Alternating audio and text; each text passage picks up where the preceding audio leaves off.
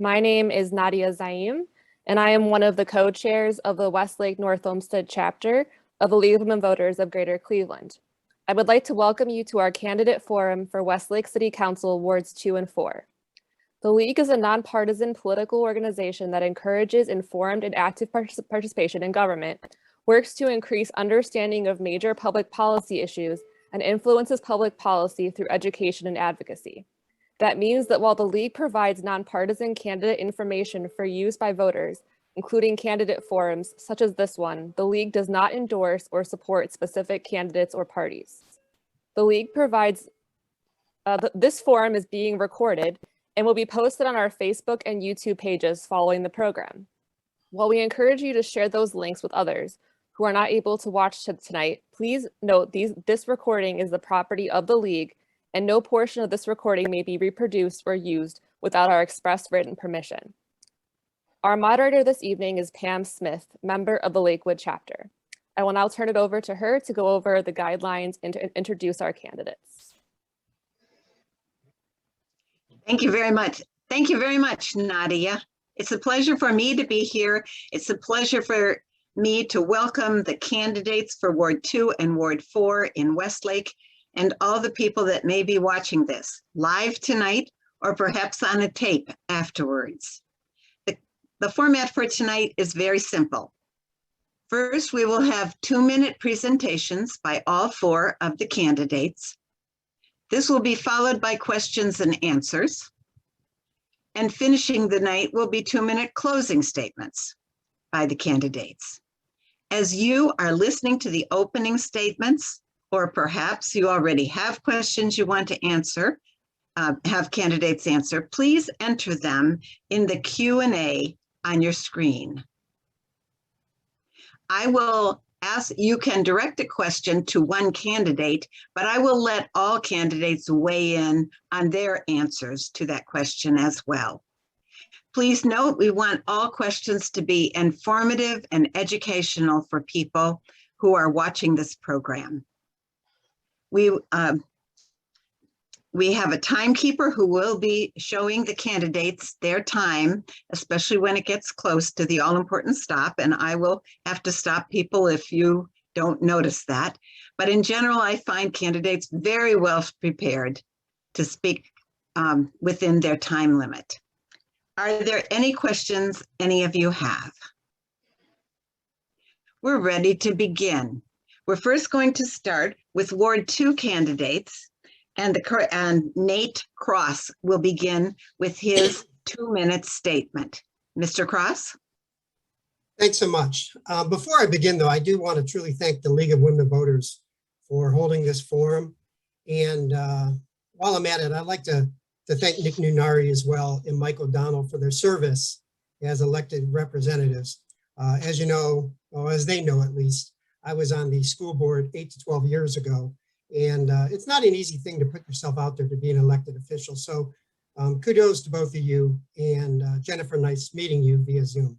The reason why I'm running, though, is because this role really serves as an additional opportunity for me to serve my community in a capacity that I'm well qualified for. My qualifications include a master's in public administration.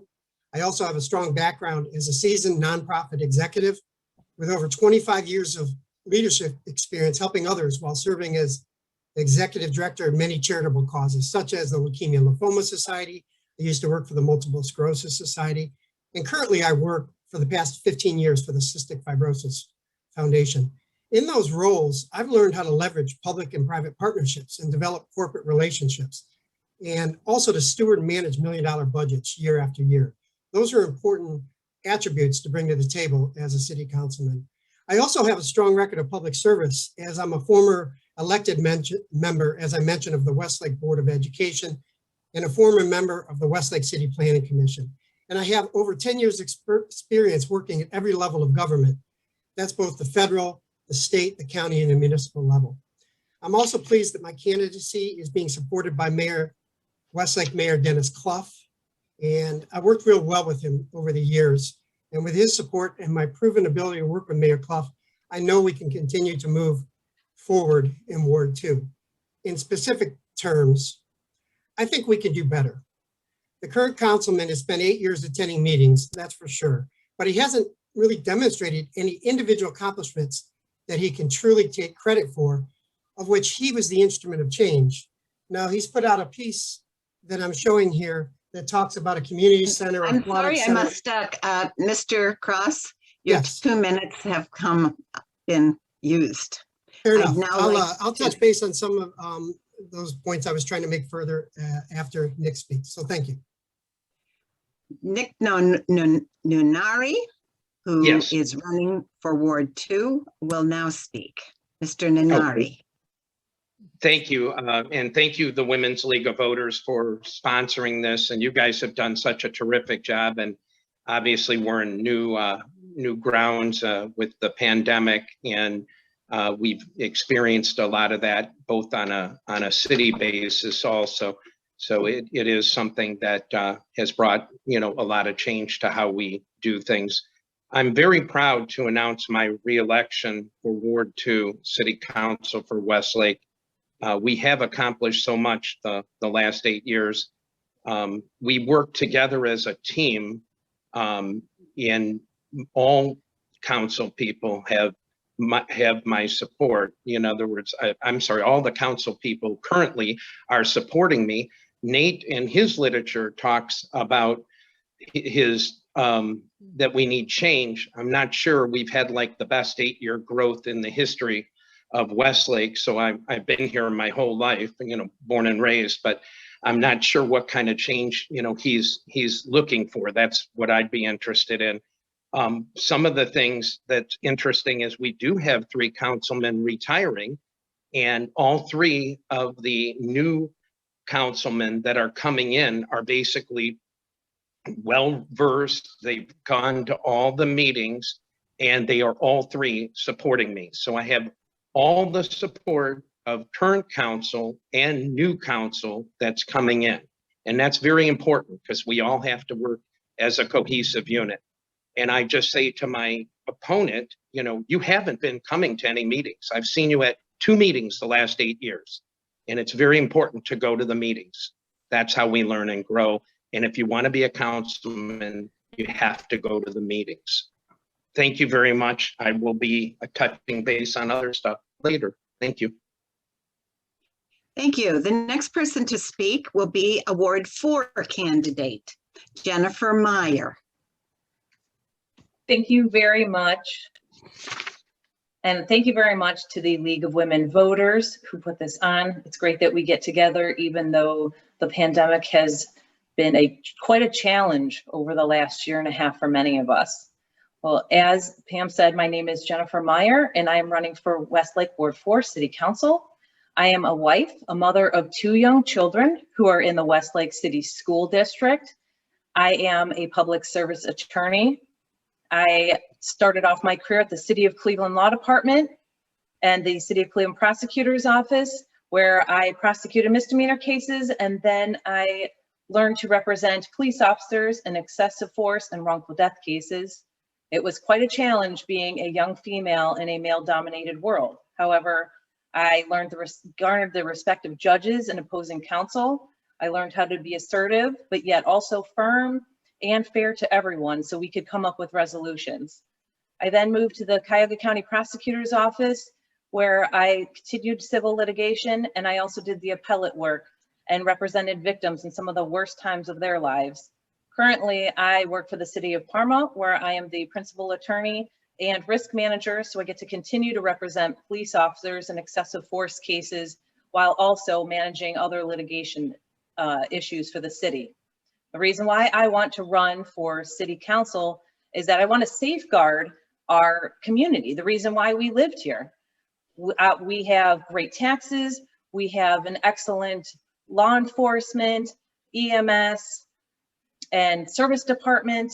However, there's a lack of communication between Ward 4 residents and our city council person. The majority of people had no idea who our city council person was when I collected signatures. That needs to end. All residents need to be able to speak to their council person and be able to get a response. Thank you. Thank you, Ms. Meyer. The next candidate's 2-minute presentation will be Michael O'Donnell. the other candidate for Ward 4. Please continue, audience members, to ask your questions in the Q&A, because we will begin the Q&A after Mr. O'Donnell. Mr. O'Donnell? Thank you. And I'd like to thank the league for putting on this forum. And again, it's a Zoom format, but at least we're able to meet via Zoom. I'm Michael O'Donnell. I'm the current Ward 4 councilman and have been for 22 years.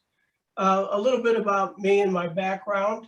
My wife, Ann, and I have been married 40 years. We just celebrated our 40th wedding anniversary this year. We have 2 daughters and 2 grandchildren, and we have 1 grandchild on the way due in February of next year. So we're excited about that. So I'm a retired Information Services Technology Director from American Greetings. That's been an asset to the community because we brought private sector strategies from the business world into the public, and we've saved just in technology alone over $1.1 million in cost avoidance. So a little further, I've been a graduate of Cleveland State University, certifications from George Washington University, Case Western Reserve Weatherhead, Cuyahoga Community College, and I'm a St. Edward High School alumni. I'm active in the community with organizations like the Elks. I serve on the board of the Bay Village Westlake Rotary. I'm a member of Cameo, and Ann and I are members of St. Ladislaus Catholic Church. This term, we've been very busy in Ward 4. We added a new elementary school. We've expanded the intersection at Dover and Center Ridge Roads. We added traffic signals on Glenmore, Westtown for those residents, and continue to roll out our recreation strategy for parks and recreation. The city recreation saw a first-rate aquatic center, clay ball fields, new tennis, pickleball, and bocce, and the plans are continuing for a clay playground and athletic fields off of Bradley Road.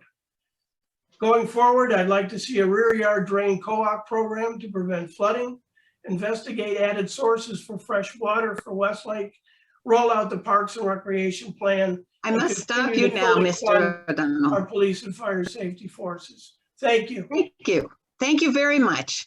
And if you didn't quite finish, perhaps some of the questions will address areas that you would like to see. We will now start our questions, and I will ask different questions of people, starting with Mr. Cross.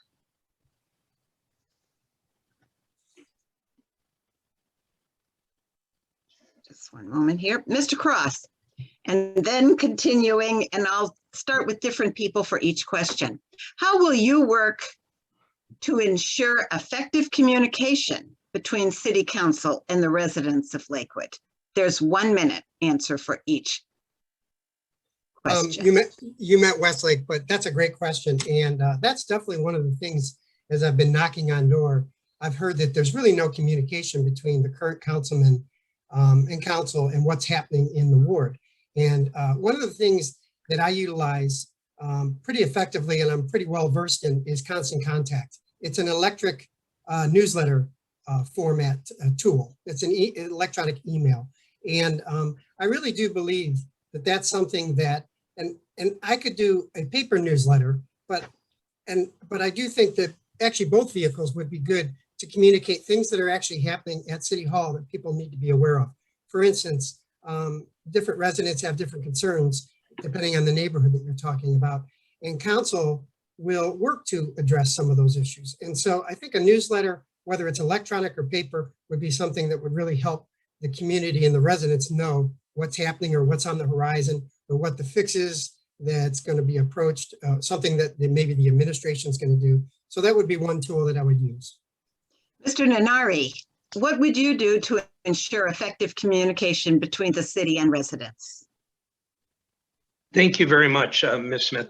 Well, first of all, I really think that my reputation is, that I am an effective communicator. I've gone door to door so many times, and I've stayed in touch with all the residents as much as I can, as far as what we've done with, personal, I attend all the different type of neighborhood meetings, for example, in Cornerstone and in Berkeley Estates and Forest Park. I go to all their group meetings. I've been attending them for years.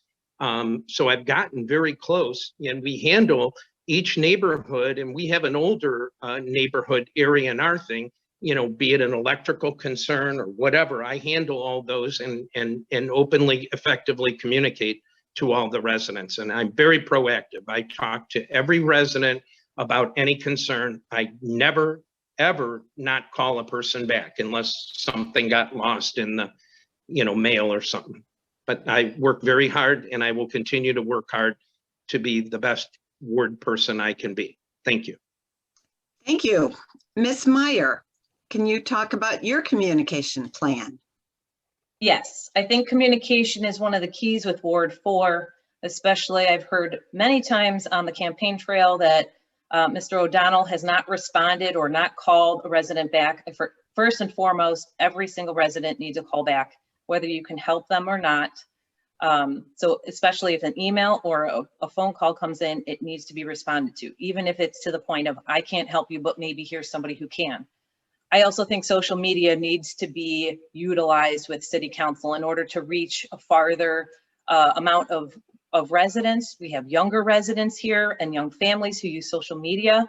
We do have to be careful regarding public records and make sure that all of that's properly maintained, but we do need to have that. In regards to our older community, I believe we need to have Zoom calls with those in our ward who are in the assisted living and the senior centers who are not having their voices heard because of COVID and because of the lockdown. I think Zoom meetings and Zoom calls with the council person would be essential. Thank you. Mr. O'Donnell?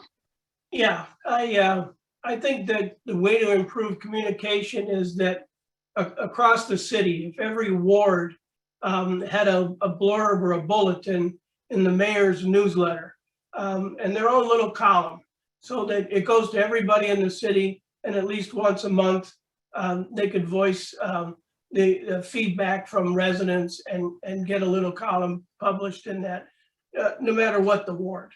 And as far as response goes, I think it speaks as part of the job. Anytime you get a call or anytime you get an email, you do follow up. You oftentimes go to the home for a personal visit because of a situation or a circumstance.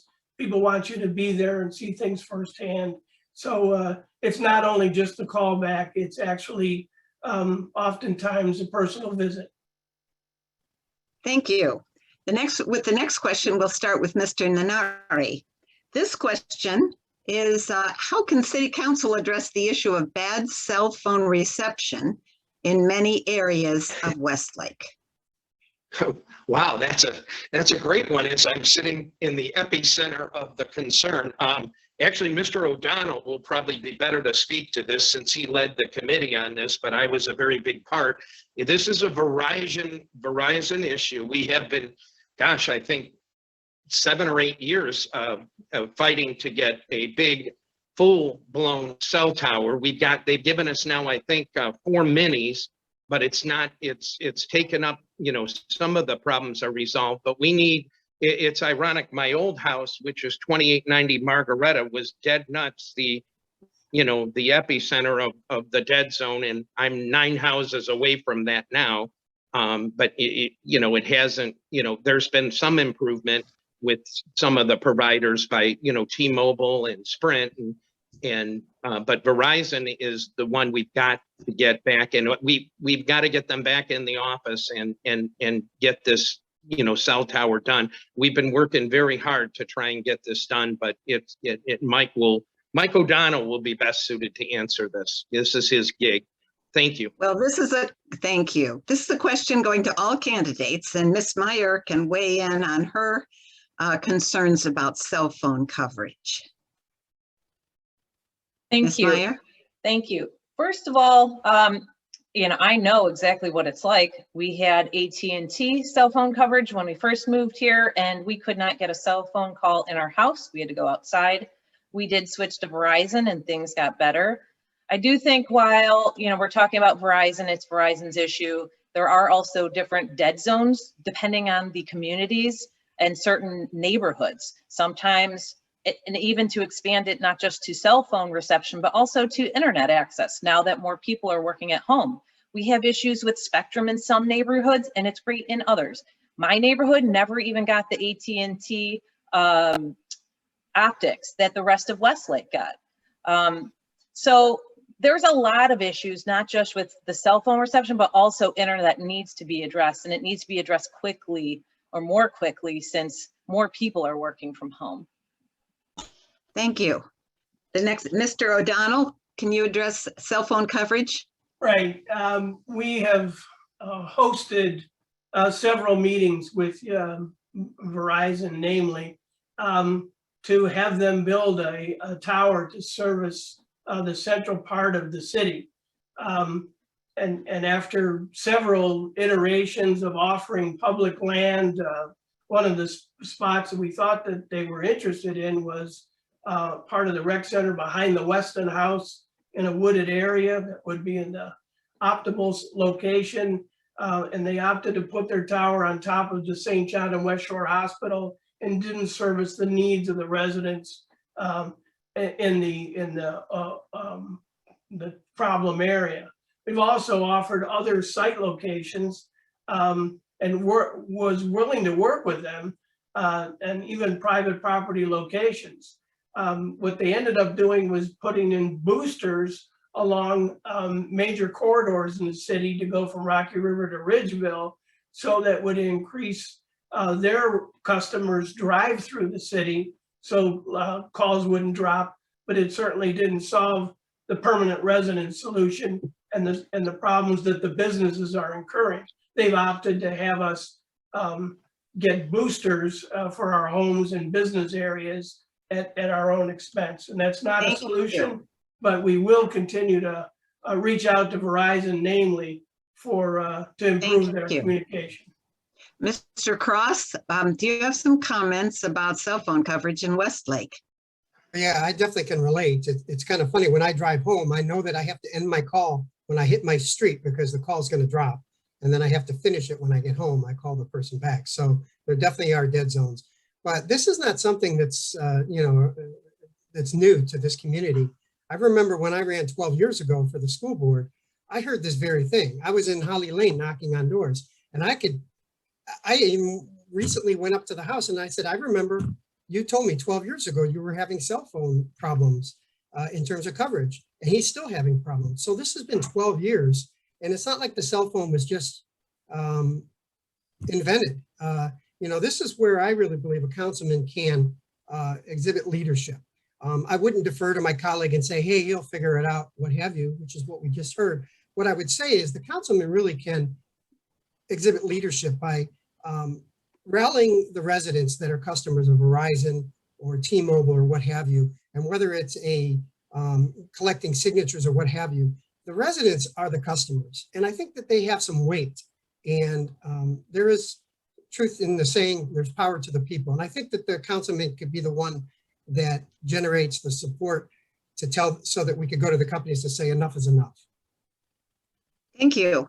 The next question will start with Ms. Meyer, and this is about Crocker Road and medians and landscaping. I'll read it directly. Crocker Road is currently having some improvements with medians for landscaping, but what other changes might you recommend for Crocker traffic patterns? That is kind of tough since I don't exactly know. I'd rather talk to the resident to hear what some of the issues are. Are they concerned about more of the traffic patterns that are coming in and out of Crocker Park? Is it some of the residents who live on Crocker Road? Or is it from Center Ridge traffic, where we've been talking about turning that road into dieting in some areas, which would be similar to Detroit Road, where it would have one lane going north, or actually east and west, and then a turning lane in the middle. So without talking specifically to the person asking the question, that is difficult. However, there is a big issue with timing of lights. Some of the lights are way too long. People are waiting too long. We really need to get the engineering department, work with them and get them to time these lights better so we can get traffic moving. Thank you. Mr. O'Donnell, do you have some comments about the Crocker traffic patterns? Yes, the boulevard was expanded from Hilliard all the way to Center Ridge Road to slow the flow of the traffic. People that were living in the woods on the west side of Crocker and the preserve on the east side were unable to negotiate a left turn in and out of their subdivisions. The boulevard will provide safer left turning lanes for north and southbound exiting into the subdivisions, and the wider lanes striped properly with the boulevard and landscaping is intended to slow the flow of traffic both north and southbound. Thank you. Mr. Cross, do you have some comments about traffic patterns with Crocker? Well, obviously that's not Ward 2, that's over the other side of town, but I could tell you specific to that situation, I would need to better understand the traffic patterns, and I would want to understand too the timing of the lights so that I could have a better answer specific to that situation. But I will say this, because there's in Ward 2 other areas that have similar congestion issues. And, you know, from my standpoint, when it comes to traffic, safety has to be priority one. So whatever the resolution is, I think safety of people in not only the walking public, but also the driving public as well, that has to be taken into an account. And I think it's important that as well, since we're talking about traffic, I'm just going to point out one of the issues I've heard from many people is excessive speed. There's a lot of streets where there's cut throughs, and I do think police presence to address that issue is important, but obviously the engineering department can help deal with some of the other issues relative to the engineering of the lights and what have you. So. Thank you. Mr. Nunnari, I know Crocker isn't in Ward 2, but surely you hear talk all over the town about Crocker Park. Absolutely. It really, we need to make it perfectly clear, and I'm glad Mr. Cross brought this up. It doesn't matter where you live in this city. I mean, I bleed green and white. I've been here my whole life. I don't care where you live in this city. Every single thing that goes on, whether it's Crocker, whether it's, you know, Ward 1 issue, it doesn't matter. It's all, we all work together. That's what council does. We work together and we legislate, we make ordinances, we work on all those issues, planning, whatever committees. It's critical that everybody knows that. And I would say the Crocker area, as my fellow council person has stated, Mr. O'Donnell, the biggest improvement is to slow down traffic in the boulevard. The lights are not all timed right now, and there are issues with the lights that engineering is working on. That's a ongoing project. We've got a lot of different things going on, and the Center Ridge corridor, which I'll be talking about later, is a main project that's going to change everything all the way through Ward 2. But I would ask everybody's patience on as we get through these things. You know, we have so many good things on the table, and Crocker is, I think the traffic is starting to flow excellent. So thank you. Thank you. The next question will start with Mr. O'Donnell, and it has to do with working with your school board as well as your city council. There have been changes in the neighborhood elementary schools with them closing, and how will council and the school board work on the best use for the properties that are no longer going to be schools? Mr. O'Donnell? Thank you. I actually do have a good working relationship with school board members and the superintendent. We are watching what the schools are doing as they raise the buildings and have that available green space to see if neighborhood athletic fields or baseball diamonds or soccer fields might be an opportunity to be in the neighborhood without doing any further construction or going into single-family residence within those. So the school is working a plan as they bring the buildings down, but I have not heard yet that they have any particular purpose for the green space. I'd like to see it used for some form of recreation, a playground or athletic fields. Thank you. Mr. Cross, what would you say about property that used to be a school?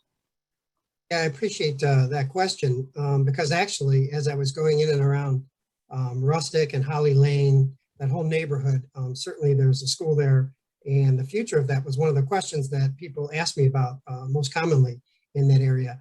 And as I told them, and this is my firm belief, and this is a good example when I, in my opening comments, I talked about that we can do better. This is a perfect situation. The current councilman, my opponent, has had 8 years. And I really believe that he's missed the opportunity to really drive the train on this discussion. For instance, what I would do is go around to the residents and say, what do you want to see there? I really believe the residents are the ones that should drive the train. They're the ones that they have to live in the area. And if they want a park or they want fields, then the councilman can go and get everyone together, whether it's a petition or get everyone at a school board meeting and say, hey, to the school board, this is what we want for this area. So that's a role where I think currently we've missed the boat with the current representation we have, and that would be my approach. Mr. Nunnari? Yes, thank you so much again, Ms. Smith. Well, first off, the school's property is the school's property. There are some mitigating circumstances, like, for example, Parkside, which the city owns, and the school, the schools rent off of us, okay? They have a right to purchase that, or we have a right to get that back from them if they choose not to purchase it. So what I've heard, and I have a very close relationship with the schools and with the people in my ward, since my backyard says, welcome to Holly Lane. The sign is in my backyard. Anyhow, what I need to stipulate is, obviously the schools are being knocked down now. You've already seen 2 get knocked down. Hilliard is now going to be the Board of Ed. Holly Lane at this point is going to be kept, either possibly as a preschool or storage. They have they are not going to be tearing that school down at this point.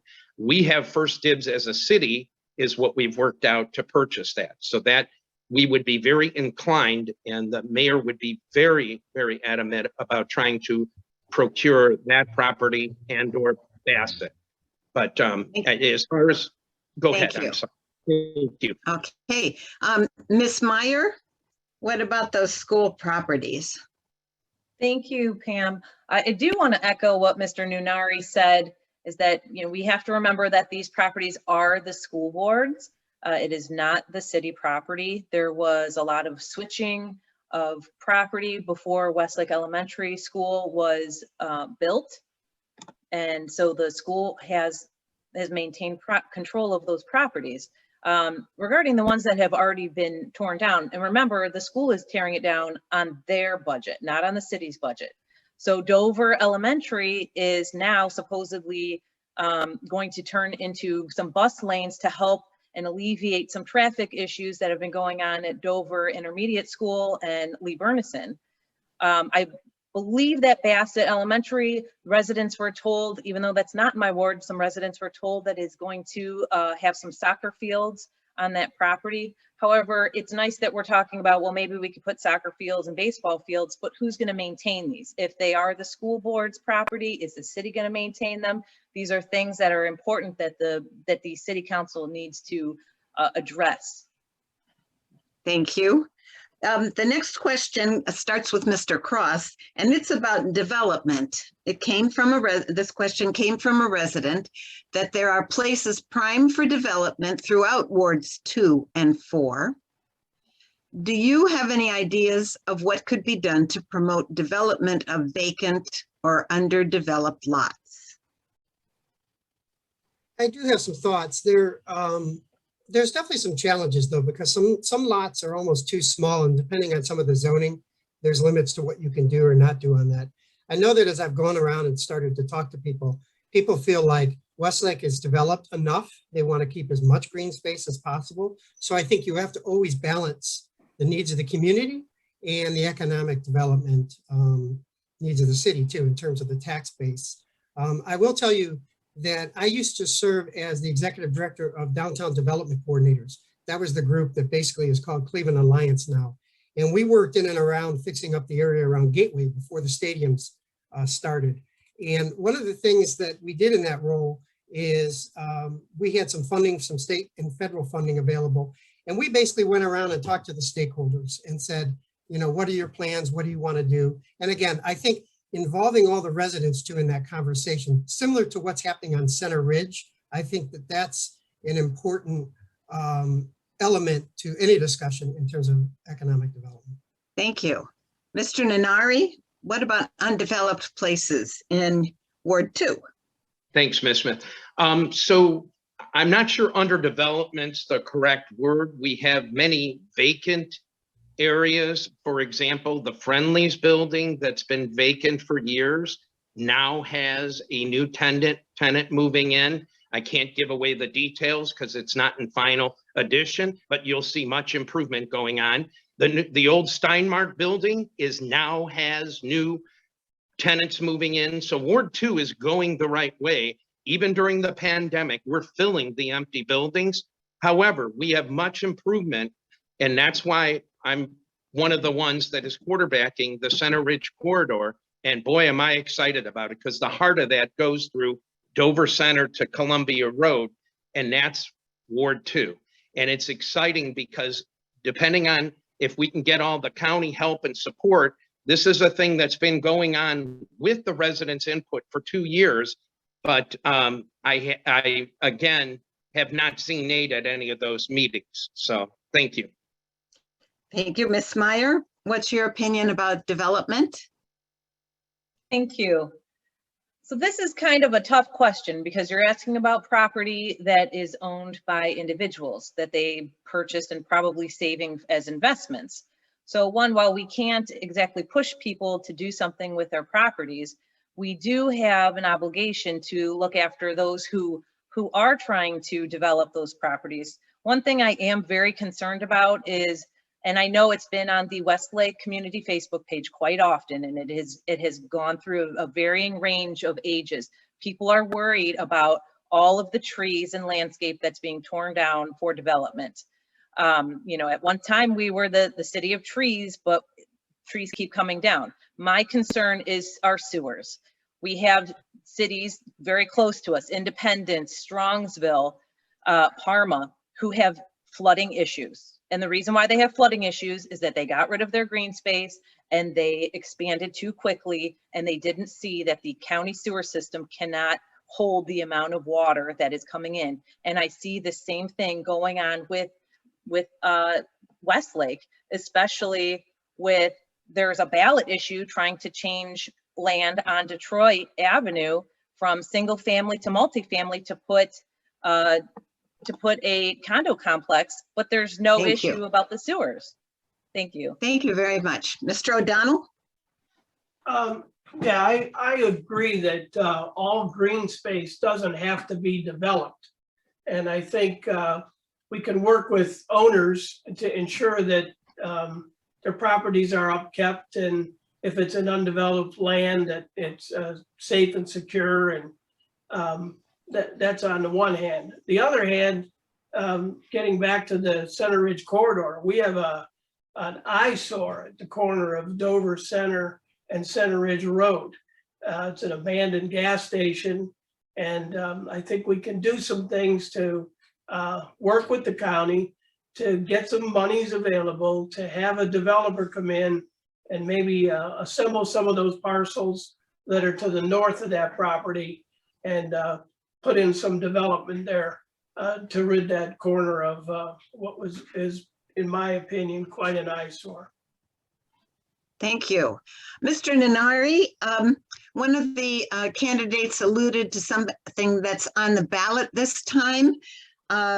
in November a zoning issue about the historic Limpert Winery property and allowing townhouse development on that land. What would you recommend that, how would you recommend that residents vote on that issue? Well, again, that is something that went through planning, went through council, unanimously approved. That's issue 64 you're talking about. And it's actually, it's much needed. It's next to St. Paul's on Detroit. It's much needed of development because we have a real shortage of, this is more, not, they're kind of like cluster homes is what we call them, but you know, there's not enough residential cluster homes that are ranch type or, you know, less complicated for older retirees like myself. Well, I'm not yet one, but I will be soon.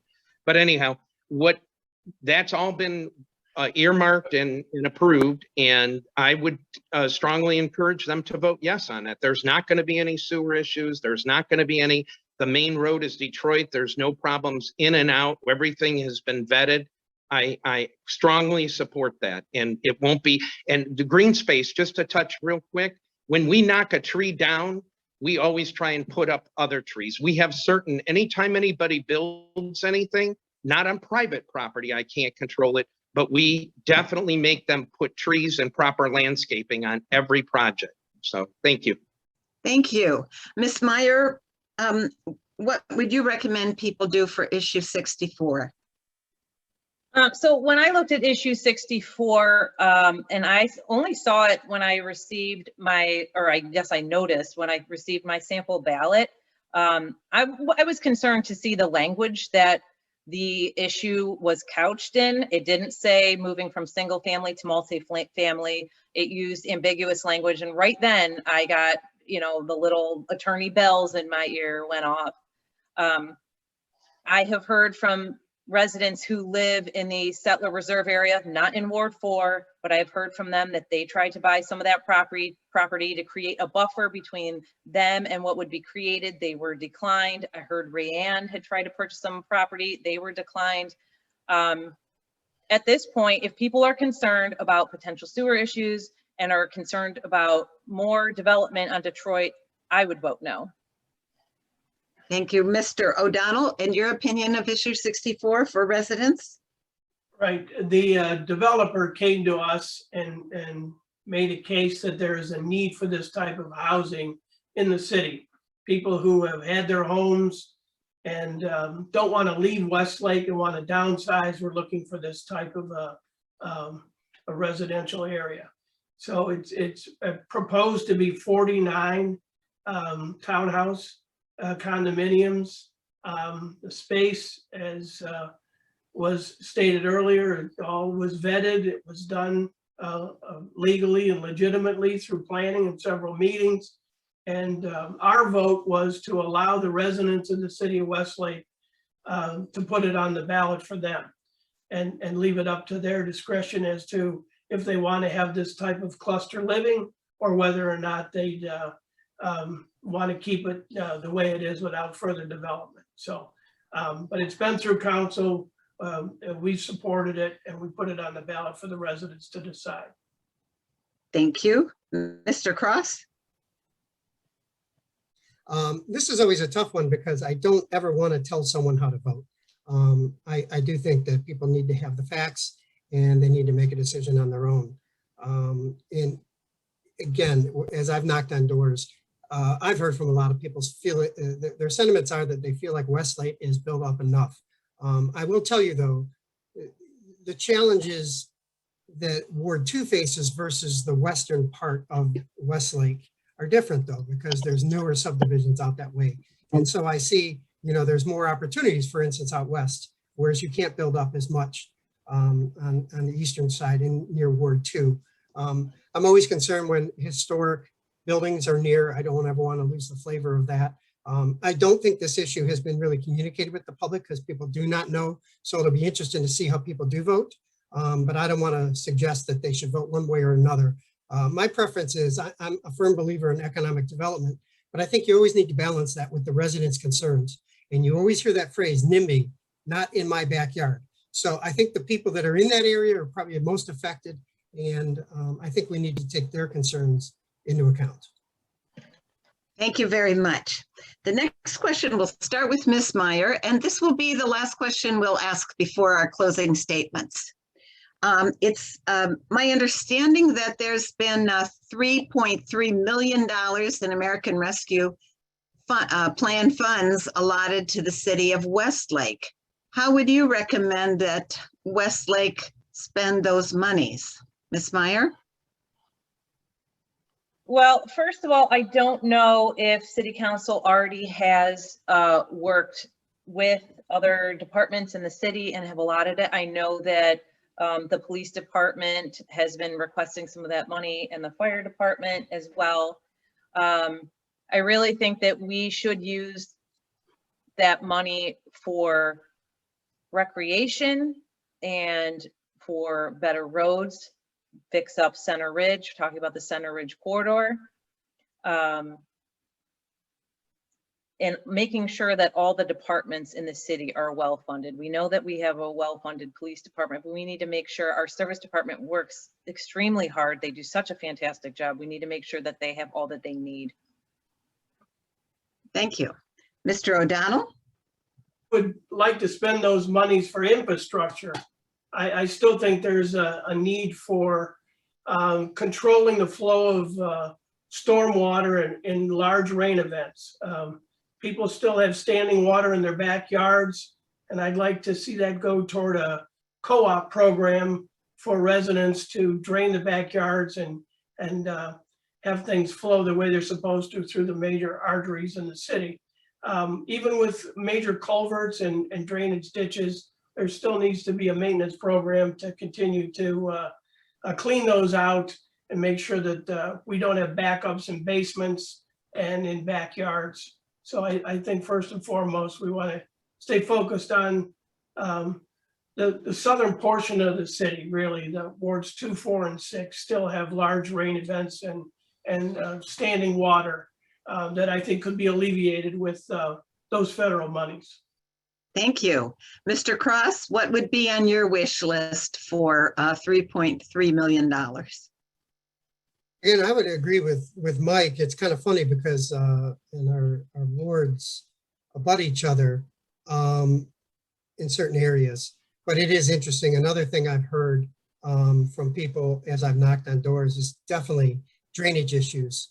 There are a lot of people that express concern over that, and they're all unique to the neighborhood, so I don't want to get into all that. He mentioned a co-op program, whether it's a drainage fund or a fund for maintenance. I do like the idea that, you know, the city could partner with residents to, you know, address some of these issues, whether it's after big rains or if it's because a neighbor built up their property and now, you know, there's water issues. So those are the types of things I'd like to see, that so that the city becomes a partner and use some of those funds to help residents, because there's a lot of concerns out there. I heard that almost, that was probably one of my top 3 concerns I heard from residents. Thank you. Mr. Nunnari? Thank you. Basically, with that infrastructure money, or that money that would be coming, I would like to use it for either infrastructure improvement. I also am a supporter with Mr. O'Donnell. We had introduced, actually even before my time, they introduced a drainage program, a co-op, and that has kind of lied quietly in the finance committee and was just rescinded and the other day. And we'd like to reintroduce that. Mr. O'Donnell and I have spoken about that because our wards do have the most problems and can use the help for that.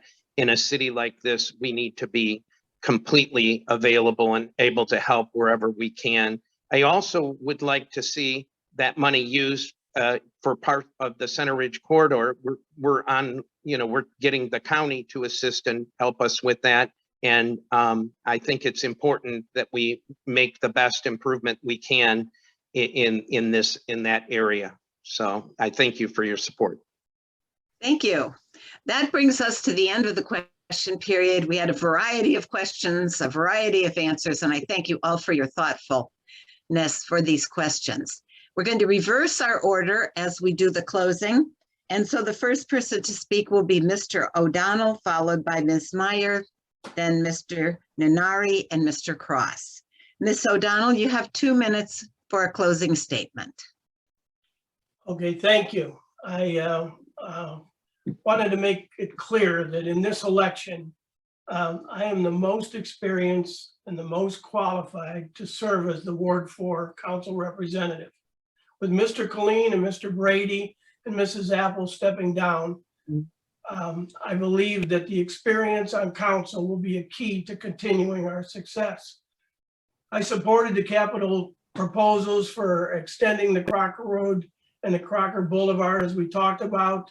I support the development of the EPA retention system that was at Center Ridge Road and Crocker Road. It helped stem the tide of the water coming into the city from North Olmsted. And the dirt taken out of that was actually used to build a levee along the Dover Ditch to save flooding from the Hollywood and Dunford residents.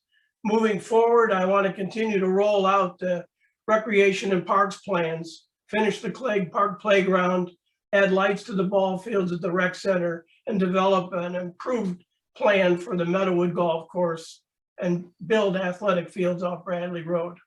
I want to thank those who have endorsed my candidacy: Mayor Clough, Dave Greenspan, County Council Rep Nam Baker, Law Director Michael Maloney, school board representatives, Superintendent of Schools, Director Mangos from the library, Jim Knoll, members of the AFL-CIO, FOP, and Cameo.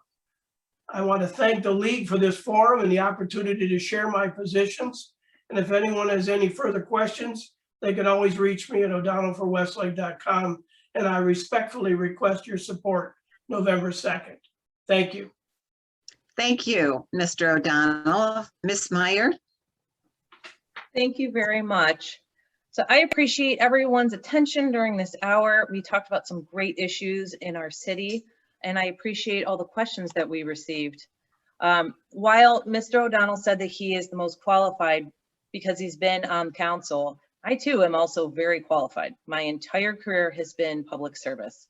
Another portion of when I was when I was with the county prosecutor's office is I created the nuisance abatement unit, which dealt with shutting down drug houses, hotels, and bars.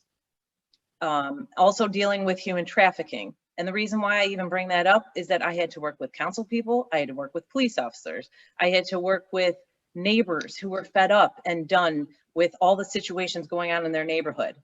I am definitely most qualified to speak with a variety of different people in our neighborhood. I already do. I think inclusion is a big important step to move forward in our ward. We have a rich variety of heritages and religions, and we need to celebrate those. And most importantly is we need to have a response from our city council person when there's an issue. I personally never got a response when I contacted Mr. O'Donnell, and that is one of the reasons why I am running today. So I respectfully request your vote in November for city council. Thank you. Thank you. Mr. Nunnari, 2-minute closing statement, please. Thank you. I would like to thank everyone today for orchestrating this wonderful event. I appreciate everybody's time. I wanted to reiterate the passion that I have for this city and for the citizens of Ward 2 and all the wards and all the great community support that I've had. And I truly am so excited about the last 8 years, but moving forward, I want to finish what we started.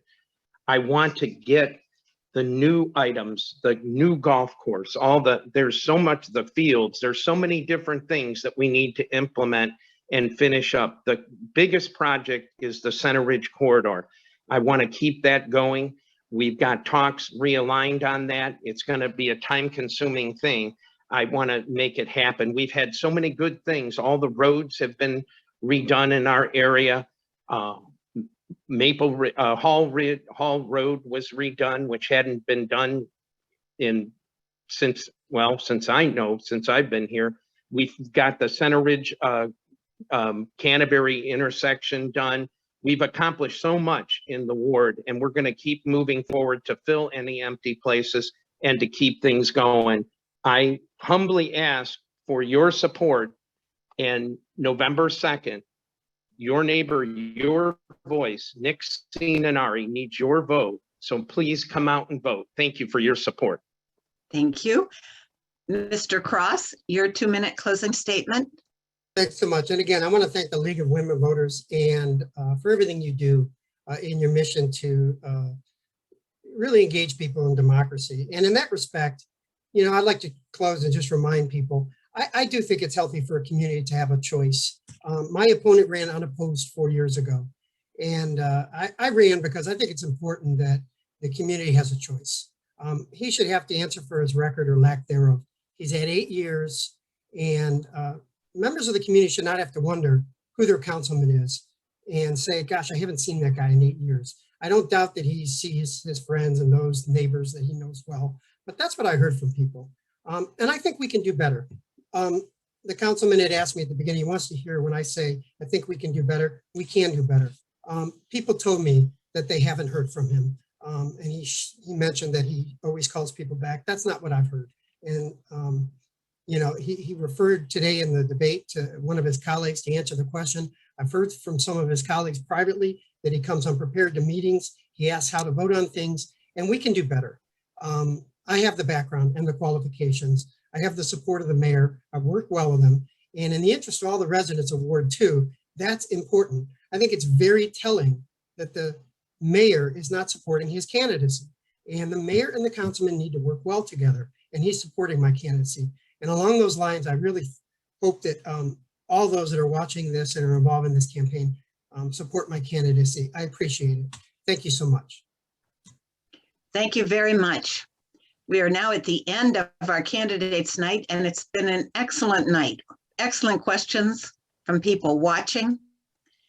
And now the election will be on November 2nd, but everybody watching has the opportunity to vote by mail if November 2nd is not the right day for them. They also have the opportunity to go downtown to the Board of Elections and vote right now. Please look at the website for the Board of Elections for times. But every election is an important election. We want every voter to vote. Thank you very much for being with us tonight. Thank you, Pam, and thank you to all of our candidates for joining us tonight and answering all of our audience's questions. As a reminder, this forum has been recorded and it will be posted on our Facebook and YouTube pages. I posted the links to both of those pages in the chat, so please feel free to share those links with your neighbors and friends who are not able to join us tonight. Also, if you want information about what's on your ballot, to check your voter registration, find your polling place, or see how candidates have answered questions of importance to the community, you can go to our website, vote411.org. It is a nonpartisan voter guide that can help you with any aspect related to voting in this upcoming election. Again, thank you to everyone for joining us, and I hope it was informative and helpful to our audience. Good night.